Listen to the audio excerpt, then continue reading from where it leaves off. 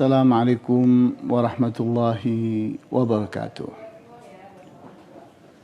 Innal hamdalillah nahmaduhu wa nasta'inuhu wa nastaghfiruhu wa na'udzu billahi min shururi anfusina wa min sayyiati a'malina. May yahdihillahu fala mudilla lahu wa may yudlil fala hadiya lahu. وأشهد أن لا إله إلا الله وحده لا شريك له وأشهد أن محمدا عبده ورسوله لا نبي بعده نصلي ونسلم على رسولنا الأمين وعلى آله وأصحابه ومن تبعهم بإحسان إلى يوم الدين وبعد إخواني وأخواتي في الدين أعزكم الله. Tak lupa menyapa saudara-saudara kami, para pemirsa pada petang hari atau sore hari ini, terutama pemirsa TV Puldapi. Pada kesempatan kali ini kita ingin masuk kepada majlis yang ke-6, yaitu berbicara tentang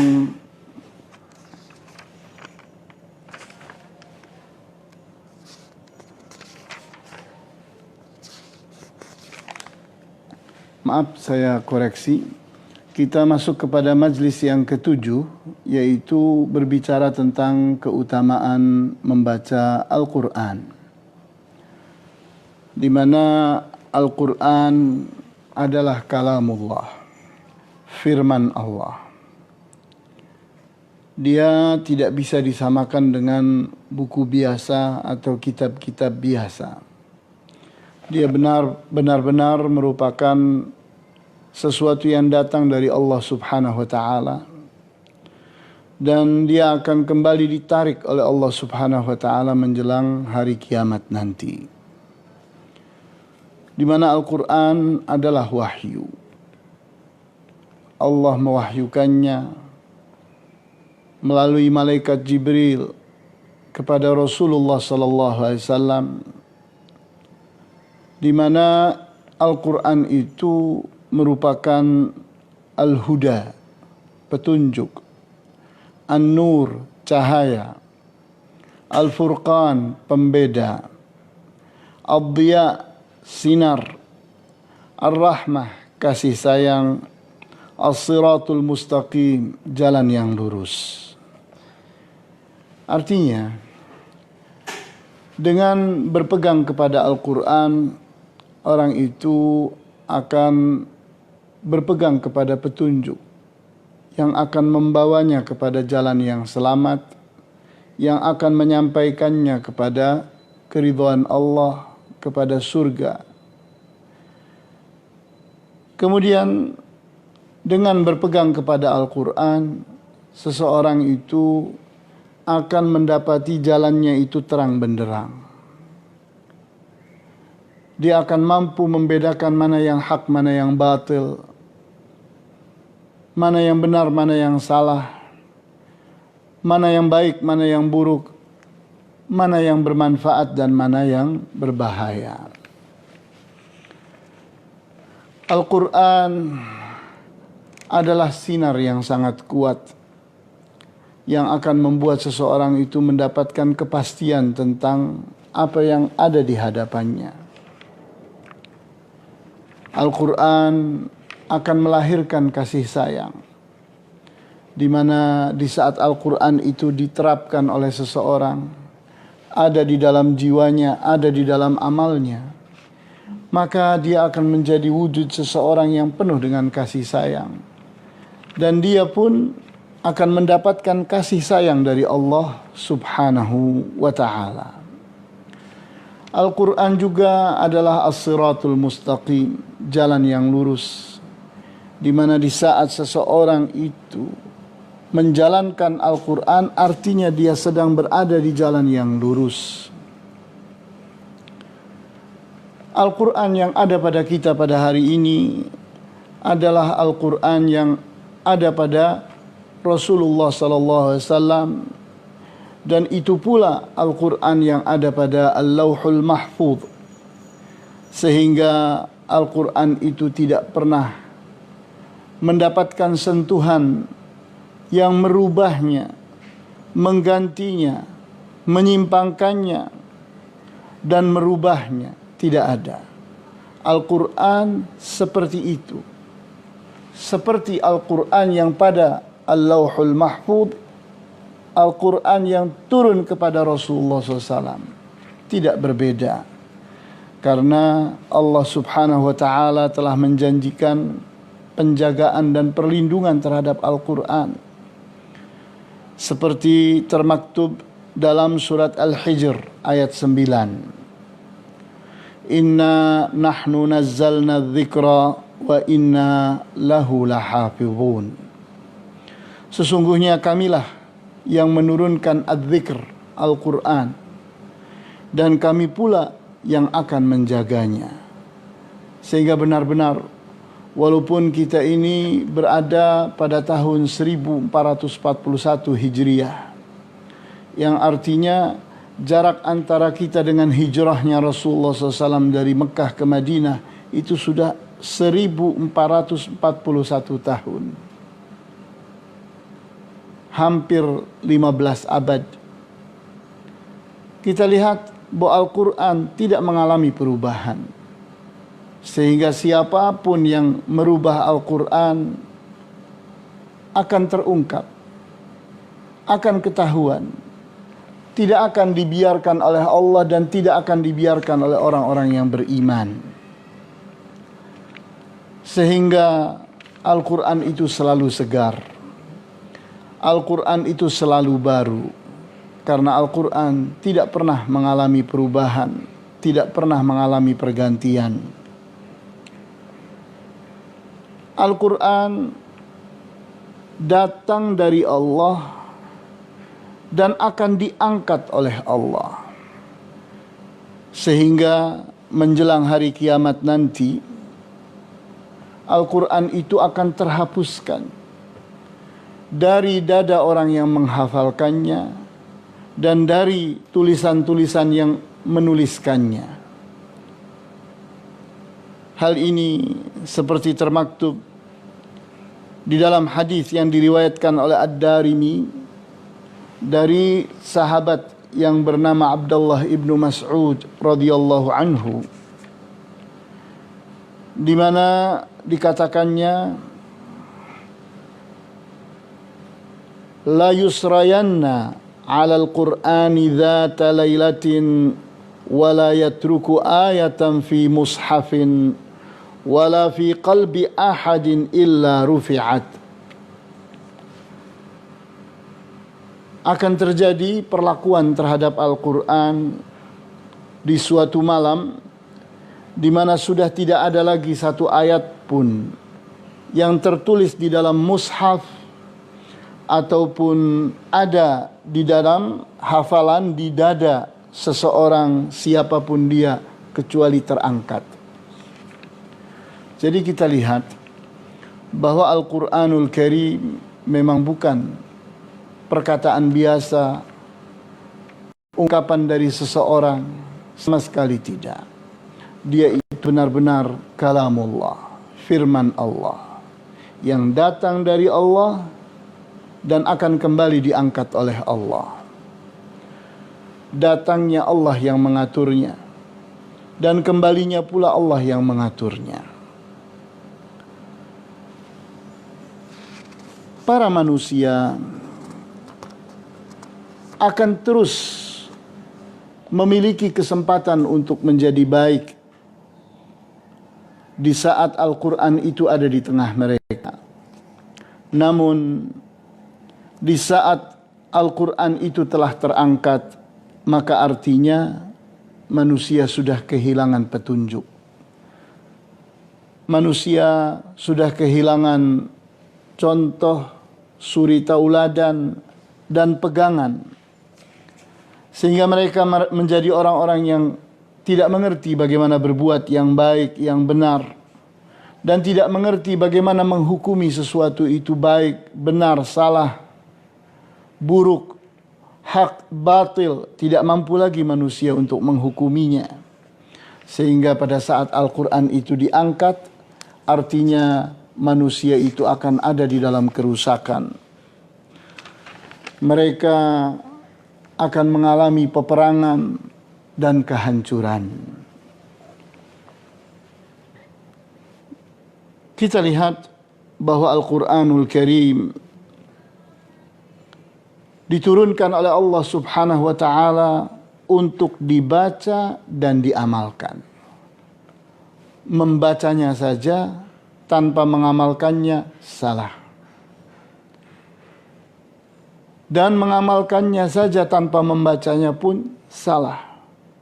Sehingga Al-Quran itu harus benar-benar dibaca dan diamalkan. Kita lihat di surat Fatir ayat 29-30. Innal ladzina yatluna kitaballahi wa aqamus salata wa anfaqu mimma razaqnahum sirran wa alaniyatan yarjuna tijaratan lan tabur liyuwaffiyahum ujurahum wa yazidahum min fadlih innahu ghafurun syakur.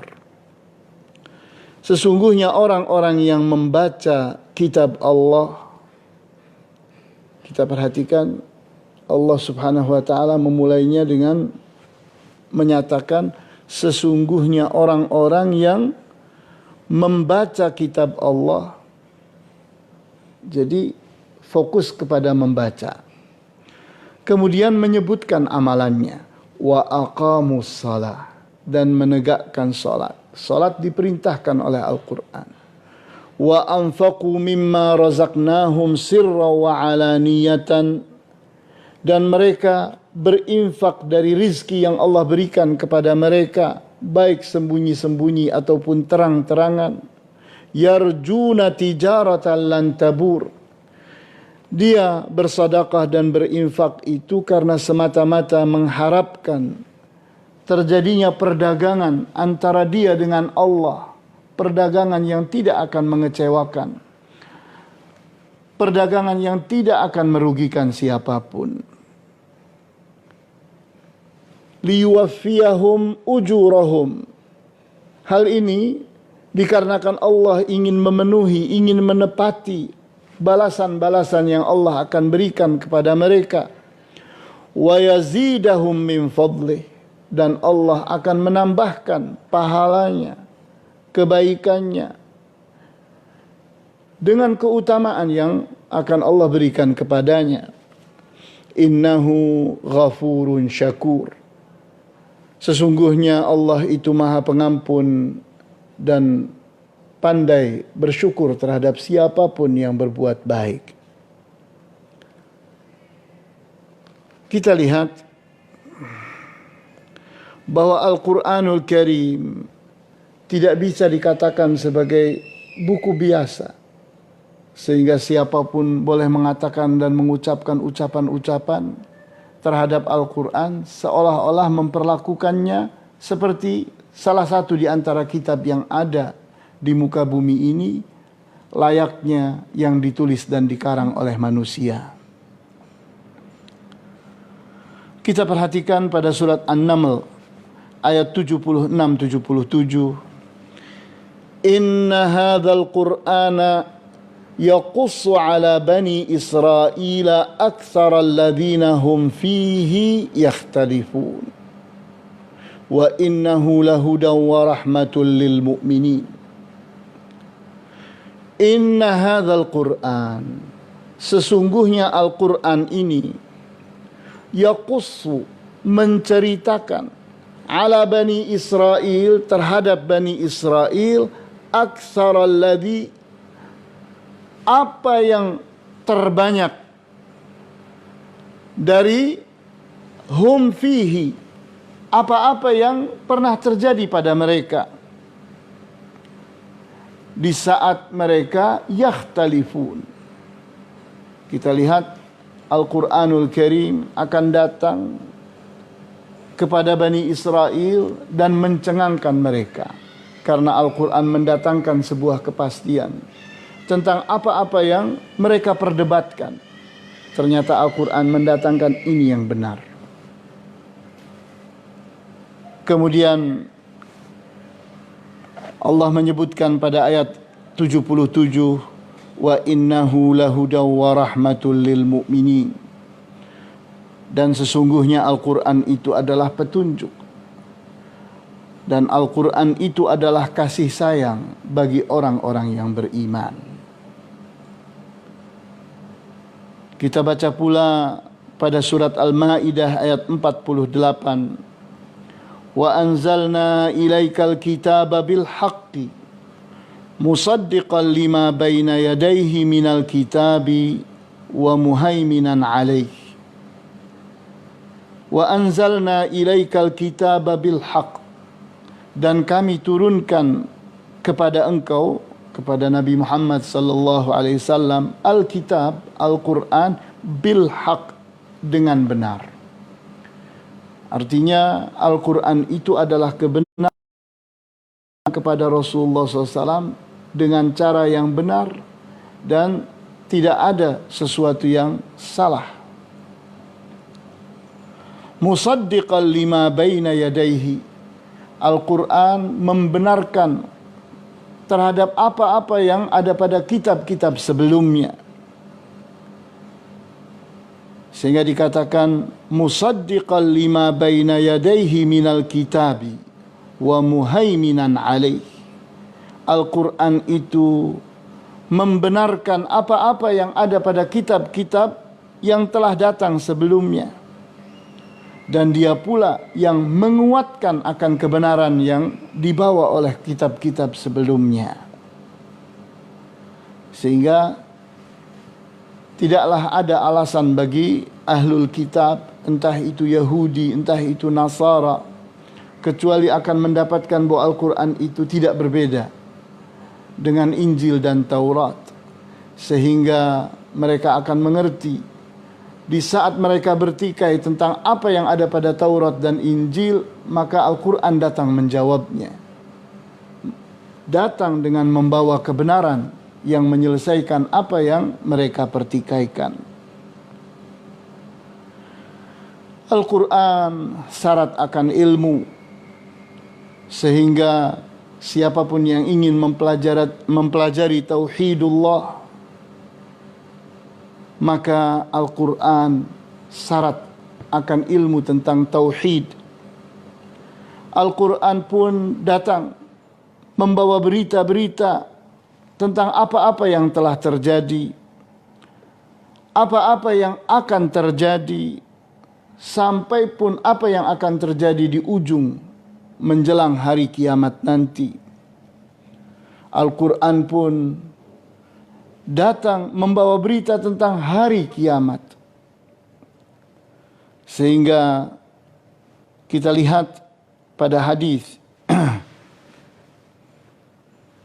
yang diriwayatkan oleh Ad-Darimi dan Ahmad, juga At-Tirmidzi, dari sahabat yang bernama Ali bin Abi Thalib radhiyallahu anhu, di mana katanya, amma inni sami'tu Rasulullah sallallahu alaihi wasallam yaqul, sesungguhnya aku ini telah mendengar Rasulullah SAW bersabda, satakunu fitanun, akan terjadi fitnah-fitnah. Qultu wamal makhraju minha,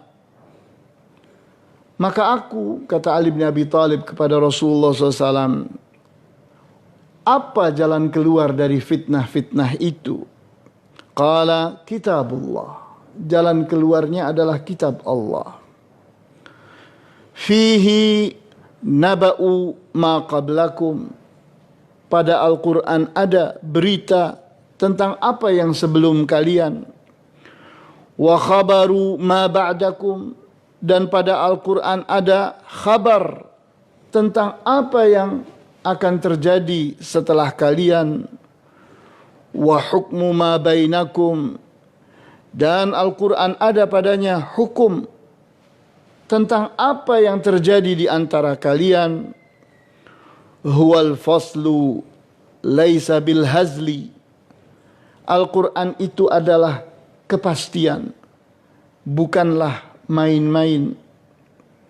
Huwallazi man tarakahu min jabbari qasamahu.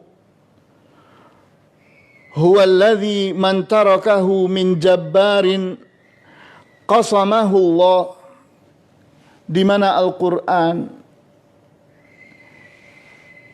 di saat seseorang meninggalkannya karena pengaruh orang yang sangat kuat, maka Allah yang akan mematahkan orang itu.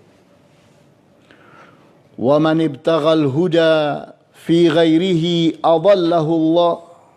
Barang siapa yang mencari petunjuk pada selain Al-Quran, maka dia akan tersesat. Dia akan disesatkan oleh Allah. Fahuwa hablullahil matin. Al-Quran adalah tali Allah yang sangat kuat. Wa huwa dzikrul hakim. Dan Al-Quran adalah pengingat yang bijaksana. Wa huwa siratul mustaqim. Dan Al-Quran adalah jalan yang lurus. Wa huwa alladhi la tazighu bihil ahwa. Dan Al-Quran tidaklah hawa nafsu akan menyimpang di saat berpegang kepadanya. Wala taltabisu bihil alsinah. Dan lidah tidak akan terserupakan atasnya di saat dia berpegang dengan Al-Quran. Sehingga kita lihat begitu panjang hadis ini berbicara tentang sifat-sifat Al-Quran.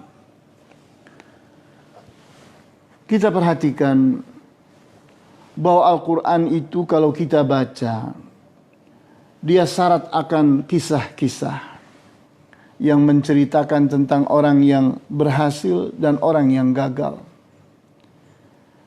Kisah-kisah tentang para nabi, para rasul dan manusia-manusia yang merupakan wali Allah dan orang-orang yang saleh. Di mana di dalam Al-Quran diberitakan tentang bagaimana Allah memuliakan orang-orang yang taat. Di mana mereka Allah karuniai kemenangan, dukungan. Dan Allah pun membela mereka terhadap orang yang menentang mereka. Di dalam Al-Quran pula ada ungkapan-ungkapan pelajaran dan pengalaman-pengalaman. Di dalam Al-Quran pula ada nasihat-nasihat. Di dalam Al-Quran pula disifatkan bagaimana surga dan bagaimana api neraka. Di dalam Al-Quran pula disebutkan tentang sifat-sifat orang yang beriman, sifat-sifat orang munafik, sifat-sifat orang kafir, sifat-sifat orang fasik dan seterusnya.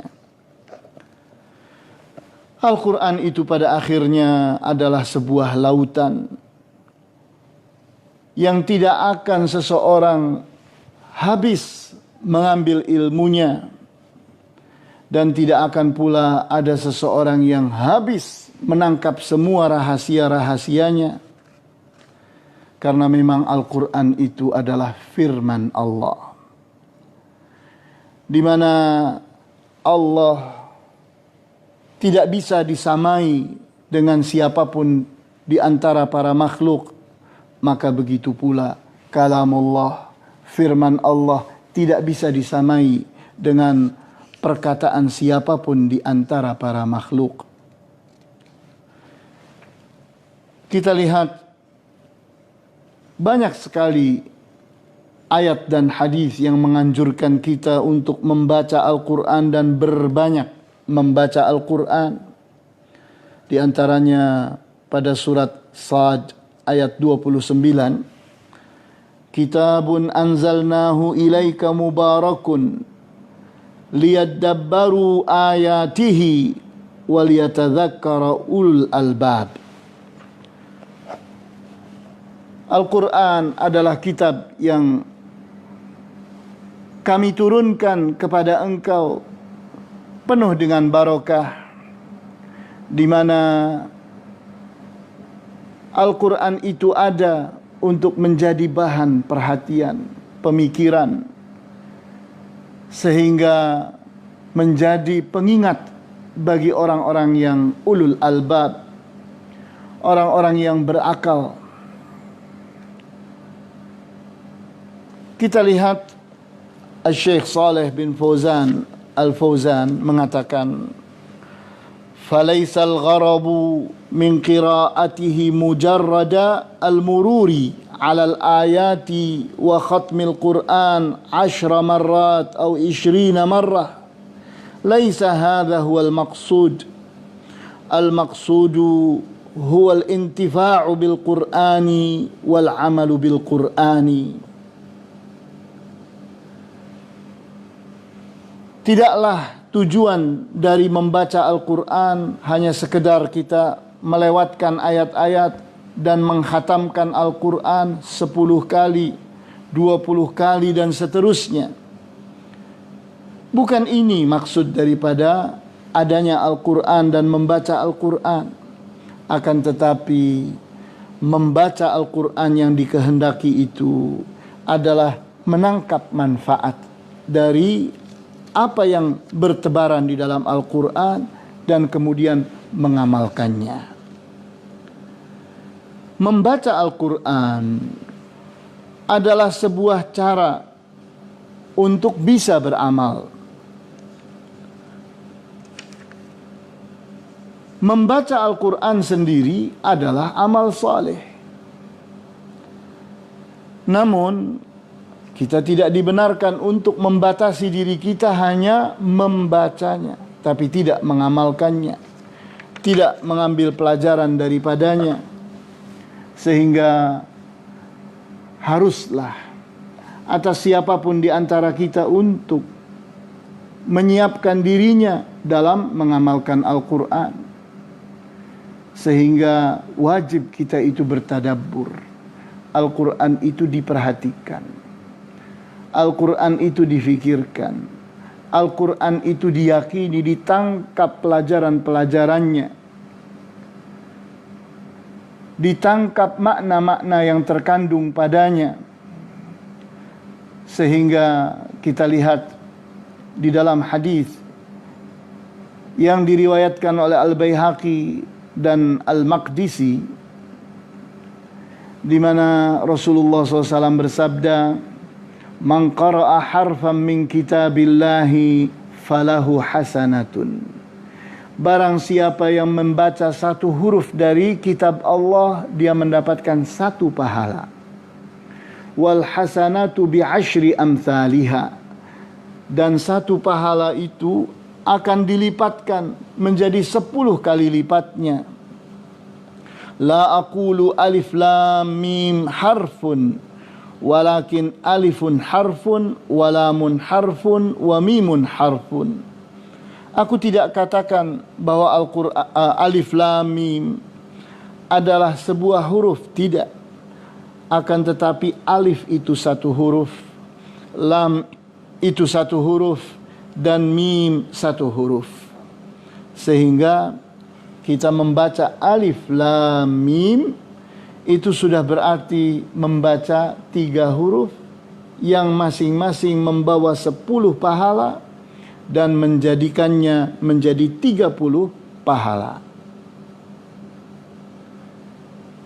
Kita lihat hal yang paling penting untuk dipahami bahwa Al-Quran itu hujjah. Al-Quran itu adalah bukti yang benar, sehingga bisa bermanfaat untuk orang yang membacanya dan bisa merugikan orang yang membacanya pula. Hal ini seperti tersebut di dalam hadis yang diriwayatkan oleh Muslim dari sahabat yang bernama Abi Malik Al-Ash'ari, di mana Rasulullah SAW bersabda, "At-tahuru syatrul iman." Bersuci itu adalah setengah dari iman. Walhamdulillah tamla'ul mizan. Dan mengucapkan alhamdulillah itu mampu memberatkan timbangan. Wa subhanallahi tamla'ani au tamla'u ma bainas samawati wal ard. Dan kata-kata subhanallah itu mampu memenuhi di antara langit dan bumi. Wassalatu nurun, dan salat itu adalah cahaya. Wassadaqatu burhanun, dan sedekah itu adalah bukti kebenaran. Wassabru diyaun, dan kesabaran itu adalah sinar. Wal Qur'anu hujjatun laka au alaika, dan Al-Quran itu bisa jadi bukti kebenaran untukmu atau menjadi bukti kebenaran atasmu.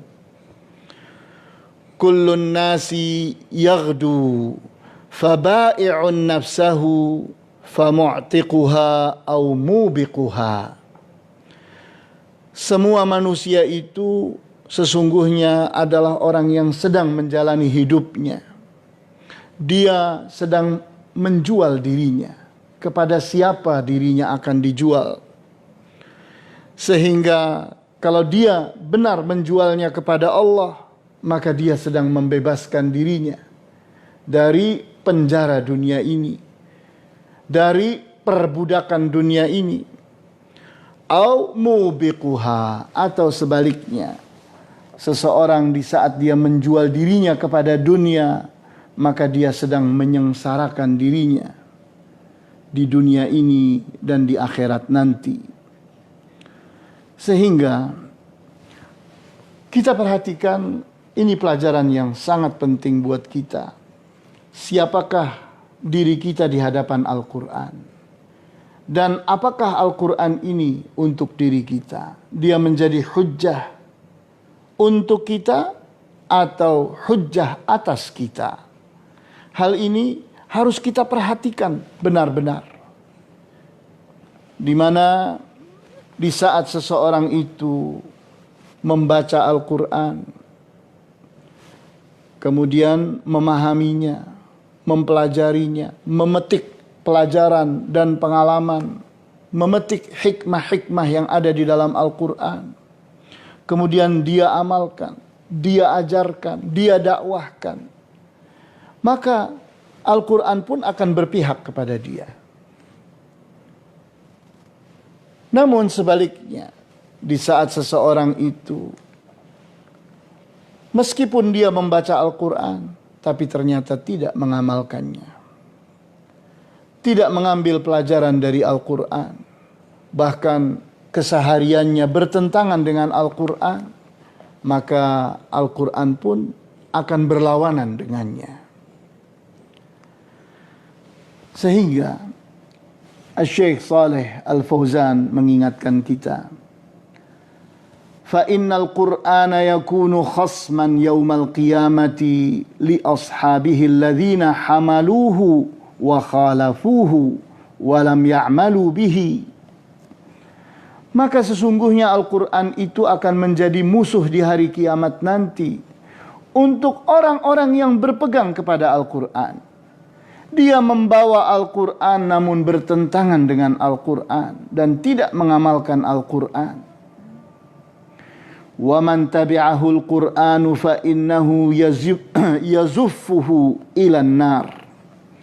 Dan barang siapa yang diikuti oleh Al-Quran, maka Al-Quran akan mendorongnya untuk masuk ke dalam api neraka. Wa man tabi'al Qur'ana fa innal Qur'ana yaquduhu ilal jannah. Dan barang siapa yang dia yang mengikuti Al-Quran, bukan Al-Quran yang mengikuti dia, tapi dia mengikuti Al-Quran, maka Al-Quranlah yang akan menuntunnya, mengarahkannya ke dalam surga. Jadi kita lihat catatan penting buat kita. Apakah Al-Quran di hadapan kita? atau Al-Quran di belakang kita. Kalau Al-Quran ada di hadapan kita, kita ikut kepada Al-Quran. Apapun yang dimaui oleh Al-Quran, kita ikuti. Dia adalah petunjuk untuk kita. Atau sebaliknya, kita ini menjadikan Al-Quran itu ada di belakang kita. Sehingga Al-Quran itulah yang kita haruskan untuk ikut kepada kita. Bukan kita yang ikut kepada Al-Quran. Maka ini membahayakan sekali.